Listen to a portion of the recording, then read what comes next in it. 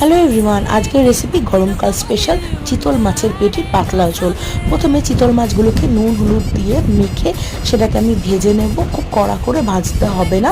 তারপরে আমি এটার মধ্যে একটু সরষের তেল দিয়ে তার মধ্যে দিয়ে দেবো কালো জিরে ফোড়ন, তার মধ্যে দিয়ে দেবো আলু দিয়ে একটু লাল লাল করে ভেজে তার মধ্যে দিয়ে দেবো এর মধ্যে মশলা। তার মধ্যে অবশ্যই রয়েছে টমেটো এবং জিরে দিয়ে আর শুকনো লঙ্কা দিয়ে পেস্ট। আমি অল্প একটু পেঁয়াজ দিয়েছি, তোমরা চাইলে এটা স্কিপ করতে পারো। দিয়ে তা ভালো করে কষিয়ে নেবো। এর মধ্যে অবশ্যই দিয়ে দেবো পরিমাণ মতো নুন আর হলুদ দিয়ে ভালো করে কষিয়ে এর মধ্যে দিয়ে দেবো জল। দিয়ে ফুটে উঠলেই চিতল মাছের পেটিগুলোকে দিয়ে দেবো। ব্যাস আমাদের রেডি চিতল মাছের পেটি দিয়ে পাতলা আলু দিয়ে ঝোল।